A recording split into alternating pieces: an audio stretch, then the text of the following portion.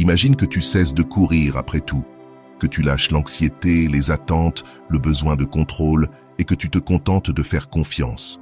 Dans cette vidéo, tu vas découvrir pourquoi forcer les choses t'éloigne de ce que tu désires vraiment et comment lâcher prise peut devenir le chemin le plus direct vers la paix intérieure. On va parler de bouddhisme, mais d'une façon claire, réaliste et applicable. Si tu as déjà eu l'impression que plus tu fais d'efforts, moins les choses avancent, alors cette vidéo est pour toi. Parce que quand tu arrêtes de forcer, ce qui est pour toi finit toujours par arriver. Au moment parfait.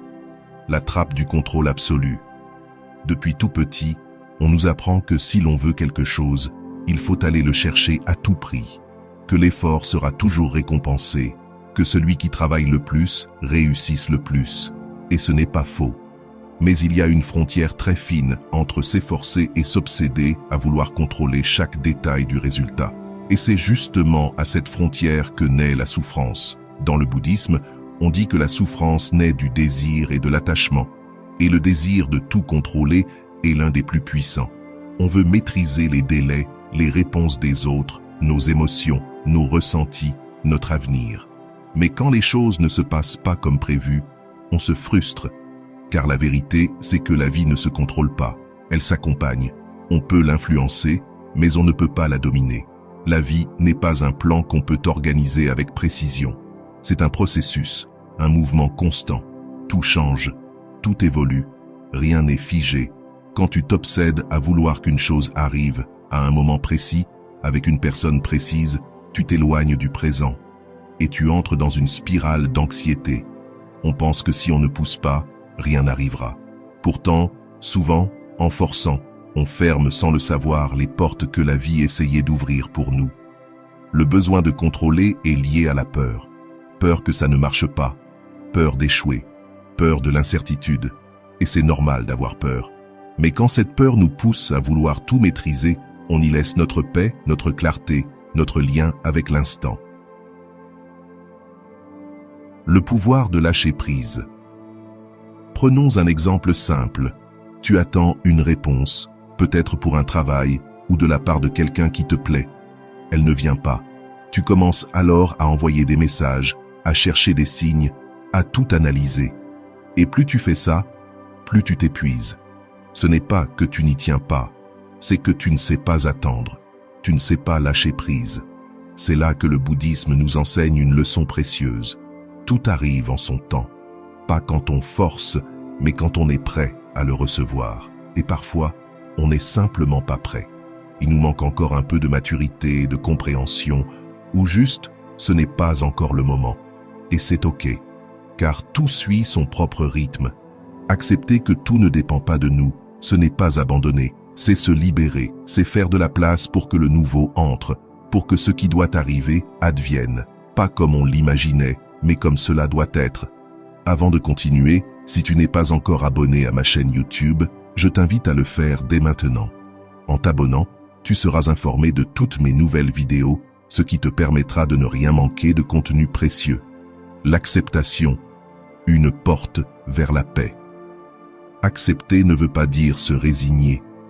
Et c'est une des confusions les plus fréquentes. On pense que si l'on accepte ce qui nous arrive, on abandonne, on baisse les bras, on se contente de peu. Mais l'acceptation véritable n'a rien à voir avec cela. Accepter, c'est voir les choses telles qu'elles sont. C'est arrêter de se battre contre ce qui est déjà en train de se produire. Dans le bouddhisme, l'acceptation est l'un des piliers les plus puissants pour se libérer de la souffrance. Car tant qu'on n'accepte pas, on résiste. Et cette résistance permanente à la réalité nous épuise, nous tend, nous enferme dans une lutte sans fin. On n'accepte pas que quelque chose soit fini. On n'accepte pas que quelqu'un ait changé. On n'accepte pas que ça ne se soit pas passé comme prévu. Et, pendant ce temps-là, notre esprit rejoue la scène encore et encore. Mais il se passe quelque chose de puissant lorsqu'on commence à accepter. Le bruit mental baisse. C'est comme si un silence intérieur s'installait. Et dans ce silence, apparaît la paix et la clarté. Non plus depuis la frustration ou la colère, mais depuis un espace paisible. Accepter, c'est dire « Voilà ce qu'il y a. Je ne l'ai pas choisi. Je ne l'aime pas. mais c'est ce qui est. Et à partir de là, je peux choisir comment réagir, car quand j'accepte, je récupère mon pouvoir. Je ne suis plus coincé dans ce qui aurait dû être. Je suis dans le présent. Et c'est depuis le présent que tout changement est possible. Accepter, c'est aussi ressentir. Tu es dans les embouteillages, en retard pour un rendez-vous important. Tu ne peux rien y faire. Tu peux t'énerver, frapper sur le volant, crier ou respirer. Accepter. Utiliser ce moment pour te calmer, réfléchir ou simplement être. La situation ne change pas, mais ton expérience, elle, change complètement. C'est cela, l'acceptation. Elle ne transforme pas la réalité, elle transforme ta manière de la vivre, et cela change tout. Accepter n'est pas toujours facile, surtout quand il s'agit de douleurs profondes, un rejet, une perte, une trahison. Dans ces cas-là, l'esprit résiste. Il veut comprendre, réparer, revenir en arrière. Mais la souffrance ne vient pas tant de ce qui s'est passé que de la façon dont on le vit, dont on le rejette. Accepter, c'est aussi accueillir ses émotions. Ne pas les fuir, ne pas les nier, ne pas les juger. Si tu es triste, tu es triste. Si tu es en colère, tu es en colère. Et c'est ok. Ce n'est pas l'émotion qui fait mal, c'est le combat contre elle. C'est vouloir ne pas ressentir ce qu'on ressent. Le bouddhisme enseigne que tout est impermanent. Et cela s'applique aussi à la douleur. Aucune émotion ne dure pour toujours. Mais si on ne l'accepte pas, on l'alimente. On la fait durer. Accepter, c'est aussi admettre qu'on ne contrôle pas tout, qu'il y a des choses qui ne dépendent pas de nous, et que malgré cela, on peut aller bien. On peut être en paix. L'impermanence, tout arrive et tout passe. S'il y a une vérité centrale dans le bouddhisme, c'est celle-ci. Tout change, rien n'est permanent.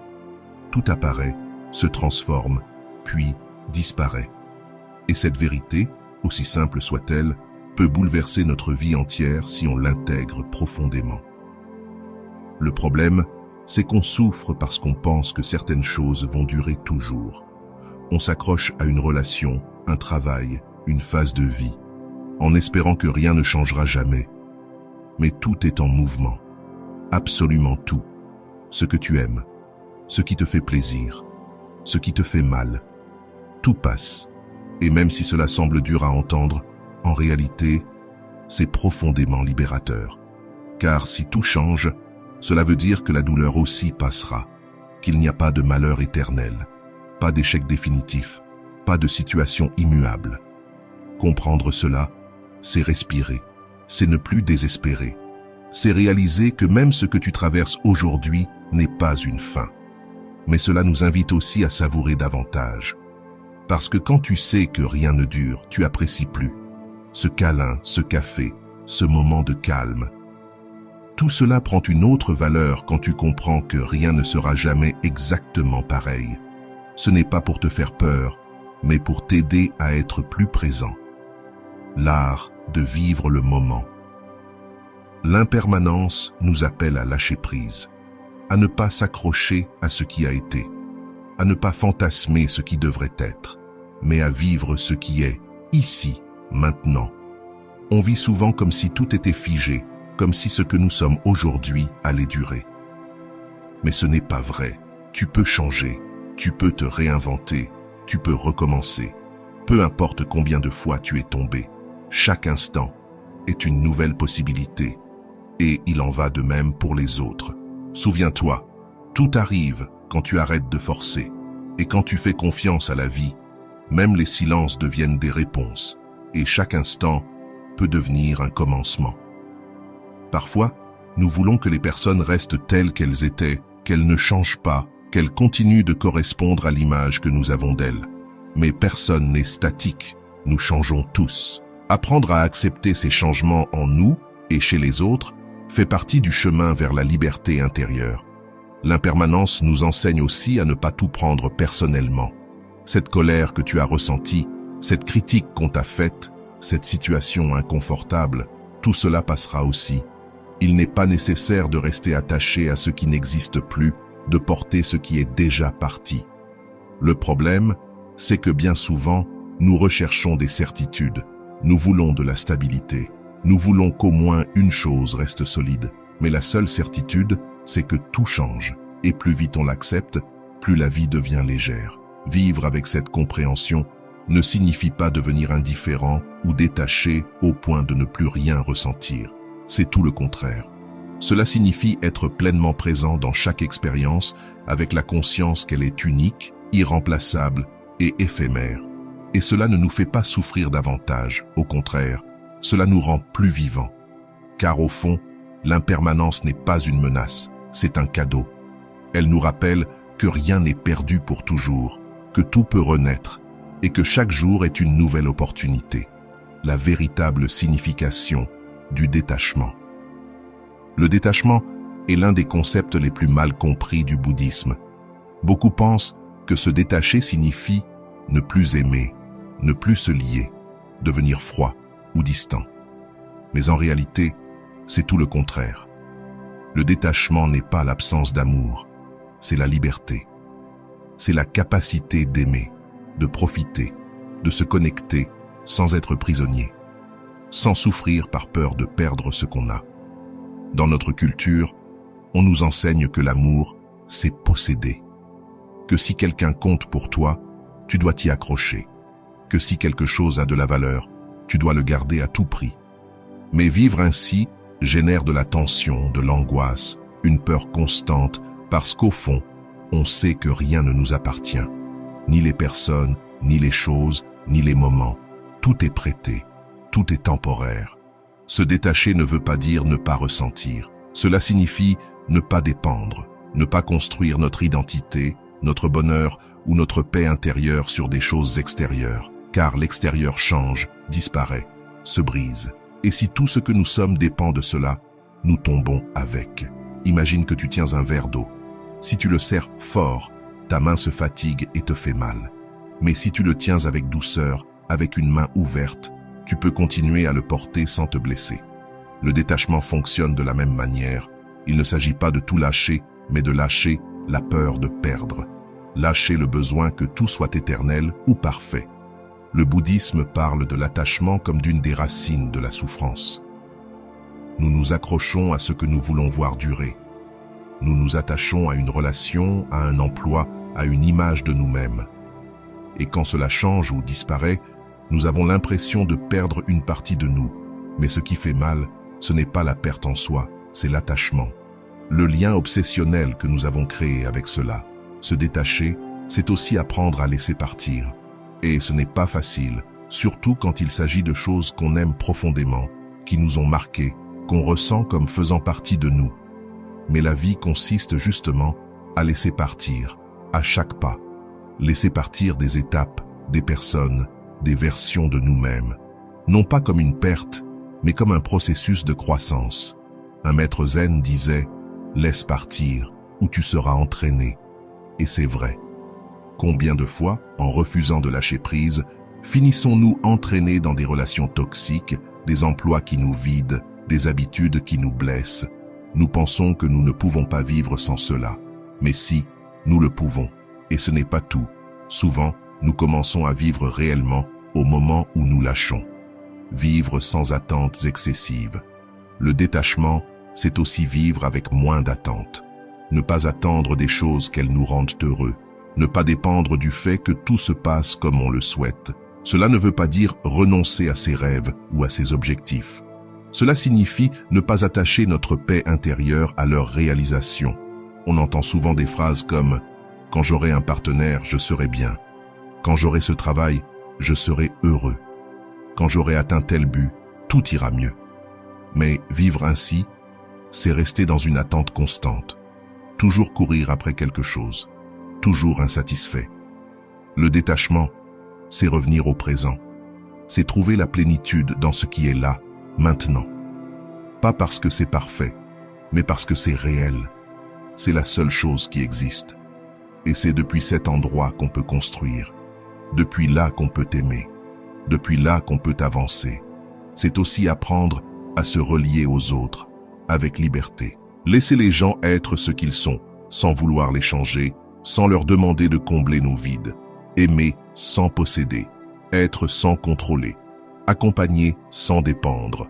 C'est cela, la maturité émotionnelle, c'est cela, l'amour véritable. Et quand on commence à vivre avec détachement, tout devient plus léger, plus fluide, moins exigeant. Les pertes ne font plus aussi mal. Les joies sont plus intenses parce qu'on sait que tout vient et repart. Et qu'on n'est attaché à rien. On est avec tout, mais rien ne nous domine. Se détacher, ce n'est pas devenir insensible. C'est devenir libre. Libre de ressentir, de donner, de recevoir. Et aussi de lâcher quand c'est nécessaire. Libre d'aimer sans peur, de vivre sans chaîne, d'être en paix avec ce qui est, tel que c'est. La patience active, faire confiance sans rester immobile. La patience est une vertu que beaucoup admirent, mais que peu pratiquent. Non pas parce qu'ils ne le veulent pas, mais parce que nous avons été programmés pour l'immédiateté. Nous voulons des résultats tout de suite, des réponses maintenant, des changements rapides. Et si quelque chose prend du temps, on commence à douter, à s'impatienter, à forcer. Mais le chemin spirituel, et particulièrement le bouddhisme, enseigne autre chose. La véritable transformation prend du temps. Ce qui est profond ne se construit pas en un jour. Il faut de la patience, mais une patience active. Et que signifie cela? Que la patience ne consiste pas à rester les bras croisés, à attendre que tout s'arrange tout seul. Ce n'est pas non plus se résigner ou se contenter, c'est agir sans anxiété. Faire ce qui est en notre pouvoir avec conscience, avec intention, puis lâcher prise sur le résultat. C'est semer en sachant que la récolte viendra, mais pas forcément quand on le veut. Elle viendra quand ce sera le bon moment. Une histoire bouddhiste raconte qu'un disciple demanda à son maître combien de temps il lui faudrait pour atteindre l'illumination. Le maître lui répondit « 10 ans ». Le disciple dit alors « Et si je fais 2 fois plus d'efforts ?» Le maître répliqua « Alors 20 ans ». Cette histoire nous enseigne une chose essentielle. Plus on veut accélérer le processus, plus on le ralentit. Car l'obsession d'arriver nous sort du présent, nous déconnecte de l'apprentissage, nous fait perdre l'essence du chemin. La patience active, c'est continuer d'avancer, même sans résultat visible. Continuer de méditer, même si l'esprit reste agité. Continuer de prendre soin de soi, même si l'on ne sent pas encore de grands changements. C'est faire confiance au processus. C'est croire que quelque chose germe en nous, même si cela ne s'est pas encore manifesté à l'extérieur. Mais ce n'est pas facile, car le monde dans lequel on vit nous vend l'inverse. Promesse de transformation immédiate, solution magique, résultat garanti. Et cela ne fait qu'alimenter la frustration. Quand ce qu'on attend n'arrive pas rapidement, on a l'impression que quelque chose ne va pas. Il est aussi important de comprendre que chaque processus a son propre rythme. Nous n'avançons pas tous au même pas. Ce qui prend quelques semaines à certains peut prendre des années à d'autres, et c'est parfaitement normal. Il n'y a pas d'urgence. La comparaison ne fait que générer de la pression et de la culpabilité. Or, ces deux choses nous éloignent de la paix intérieure.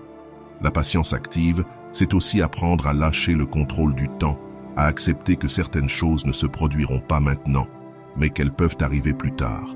Il y a des portes qui sont fermées aujourd'hui, mais qui s'ouvriront quand nous serons prêts. Parfois, le retard n'est pas un châtiment, mais une préparation. Quelque chose que nous ne comprenons pas sur le moment, mais qui prendra tout son sens plus tard. Et en attendant, pendant qu'on espère, qu'on continue à avancer, qu'on fait confiance, il faut aussi apprendre à vivre. Il ne faut pas mettre sa vie en pause en attendant que ce qu'on désire arrive. Car si tout notre focus est dirigé vers le résultat, on passe à côté du chemin. Et le chemin, c'est là où se trouve la vie. Il faut apprendre à apprécier le processus, à célébrer chaque pas, chaque tentative, chaque petit progrès. Tout cela fait partie de la réussite. Chaque jour où tu choisis d'être patient, tu es en train de construire quelque chose en toi. Tu te renforces, tu grandis, même si cela ne se voit pas encore. La patience active, c'est une forme d'amour. Un amour pour soi-même, pour son propre rythme, pour le rythme naturel de la vie. C'est savoir que tout arrive, mais pas quand on le force. Cela arrive quand on est prêt. quand le terrain intérieur est préparé, quand on a appris ce qu'on devait apprendre. Et ça, personne ne peut le précipiter. On ne peut que le vivre, avec présence, engagement, humilité, et surtout, avec foi. Avoir confiance dans le processus, ce n'est pas avoir des certitudes, c'est être prêt à avancer, même sans voir la fin du chemin. Vivre au rythme naturel de la vie. Il y a quelque chose de profondément libérateur à cesser de forcer, à arrêter de pousser les choses, à ne plus chercher à tout faire rentrer dans nos plans. Car, quand on se permet de suivre le courant sans résistance, sans obsession, on commence à vivre depuis un autre endroit, un endroit de sérénité, de confiance, de connexion avec quelque chose de plus grand que soi.